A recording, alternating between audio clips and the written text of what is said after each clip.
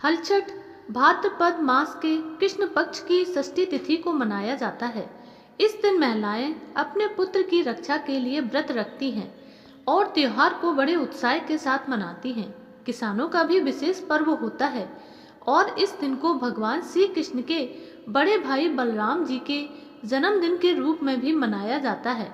बलराम जी भगवान श्री कृष्ण के बड़े भाई थे, जिनका प्रिय शस्त्र हल था, इसीलिए उन्हें हलधर भी कहा जाता है। इस दिन हल की और बैल की पूजा की जाती है। हल और बैलों से काम नहीं लिया जाता है। तो आज के इस वीडियो में आप जानेंगे हर छठ की पूजा विधि के बारे में, साथ ही आप सुनेंगे व्रत की कथा भी। तो सबसे पहले सुनिए व्रत की कथा, फिर आप जानेंगे पूजा विधि के बारे में, कौन कौन सी सामग्री का उपयोग इस दिन किया जाता है और किन किन बातों का ध्यान रखना जरूरी होता है। पौराणिक कथा के अनुसार एक ग्वालिन थी। वह गाय का दूध बेचकर अपना जीवन बिताती थी। एक बार वह गर्भवती हुई। एक बार वह 9वां महीना पूरा होने पर गाय का दूध बेचने के लिए गांव में जा रही थी। उसका प्रसव काल नजदीक ही था। जब वह रास्ते में जा रही थी, तभी उसे रास्ते में ही प्रसव पीड़ा शुरू हो गई। एक तो उसको प्रसव पीड़ा हो रही थी और दूसरी ओर उसका मन दूध बेचने में लगा हुआ था। उसने सोचा कि अगर उसे प्रसव हो गया तो वह दूध दही नहीं बेच पाएगी। यही सोचकर उसने दूध दही के घड़े सर पर रखे और बेचने के लिए चली गई। कुछ ही दूर चलने पर उसे प्रसव पीड़ा शुरू हो गई। वह एक झरबेरी की ओट में चली गई और वहां उसने एक बच्चे को जन्म दिया। वह बच्चे को वहीं छोड़कर पास के गांव में दूध दही बेचने चली गई। संयोग से उस दिन ग्वालिन ने गाय भैंस के मिश्रित दूध को केवल भैंस का दूध बताकर सीधे साधे गांव वालों में दूध बेच दिया। जहां उसने बच्चे को छोड़ा था, वहां उसके पास ही एक खेत में एक किसान हल जोत रहा था। अचानक हल जोत रहे उसके बैल भड़क उठे और हल का फल नवजात शिशु के सर में घुसने से वह बालक तुरंत ही मर गया। इस घटना से किसान बहुत दुखी हुआ, फिर भी उसने हिम्मत और धैर्य से काम लिया।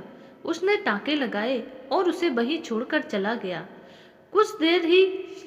कुछ ही देर बाद ग्वालिन सारा दूध दही बेचकर आ पहुंची।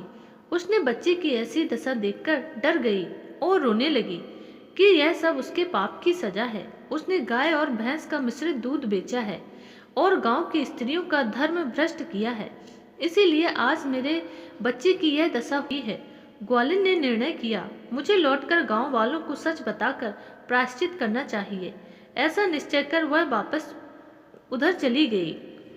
गली गली घूमकर अपनी करतूत और उसके फल स्वरूप मिले दंड का बखान करने लगी। तब स्त्रियों ने अपने धर्म की रक्षार्थ और उस पर रहम खाकर उसे क्षमा कर दिया और आशीर्वाद दिया। बहुत स्त्रियों का आशीर्वाद लेकर जब ग्वालिन वापस झरबेरी के नीचे पहुंची, तो यह देखकर आश्चर्यचकित रह गई कि उसका नवजात शिशु जीवित था। तब उसने स्वार्थ के लिए झूठ बोलने को ब्रह्म हत्या के समान समझा और कभी झूठ न बोलने का प्रण लिया। तब से ही पुत्र की लंबी उम्र के लिए छठ माता का व्रत और पूजा की जाती है। कहा जाता है कि जब बच्चा पैदा होता है, तब से लेकर 6 महीने तक छठी माता बच्चों की देखभाल करती हैं, उसे हंसाती हैं और उसका पूरा ध्यान रखती हैं। इसीलिए बच्चों के जन्म के 6 दिन बाद छठी की पूजा भी की जाती है और छठ माता को बच्चों की रक्षा करने वाली माता भी कहा गया है। इस व्रत का पालन करने वाली महिलाएं इस दिन हल से जुटी हुई सामग्री अर्थात अनाज नहीं खा सकती हैं, न ही गाय का दूध या फिर गोबर आदि का इस्तेमाल कर सकती हैं। आज के दिन उन्हें केवल वृक्ष पर लगे हुए खाद्य पदार्थ खाने की अनुमति होती है। पूजन सामग्री की आवश्यकता होती है, जिसमें भैंस का दूध, घी, दही और गोबर, महुआ का फल, जिसे खाकर व्रत खोला जाता है। इस व्रत की पूजा के लिए भैंस के गोबर से पूजा घर में घर की दीवार पर हर छठ माता का चित्र बनाया जाता है। ऐपन तैयार किया जाता है, उस चित्र का श्रृंगार किया जाता है। ऐपन बनाने के लिए पूजा के चावल को पानी में कुछ घंटे के लिए भिगोकर रखा जाता है। फिर उसे सिलबट्टे पर पीसकर उसमें हल्दी मिलाई जाती है। एक पतले लेप की तरह घोल तैयार करते हैं, उसे ऐपन कहते हैं। इस चित्र में हल, सप्तऋषि, पशु, किसान और अपनी अपनी परंपरा मान्यताओं के अनुसार कई चित्र बनाए जाते हैं। कई परिवार केवल हाथों के छापे बनाकर उनकी पूजा करते हैं। हाथों में एप्पल लगाकर उसके छापे दीवार पर बनाकर उनकी पूजा की जाती है। पूजा के लिए एक चौकी पर कलश सजाया जाता है। गणेश जी और गौरा माता को स्थापित किया जाता है। साथ ही मिट्टी के करवे में यानी कुल्हड़ में ज्वार की धानी और महुआ का फल भरा जाता है। एक मटकी में देवली चेवली को रखा जाता है। सबसे पहले कलश की पूजा कर भगवान गणेश जी की, फिर माता गौरा की पूजा की जाती है।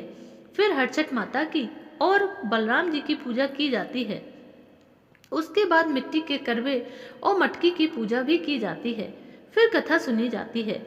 छठी माता की आरती की जाती है। आरती के बाद वही बैठकर महुआ के पत्ते पर महुआ का फल रखकर उसे भैंस के दूध से बने दही के साथ खाकर व्रत खोला जाता है।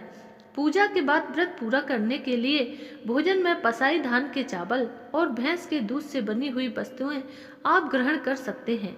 तो बोलिए हर छठ मैया की जय।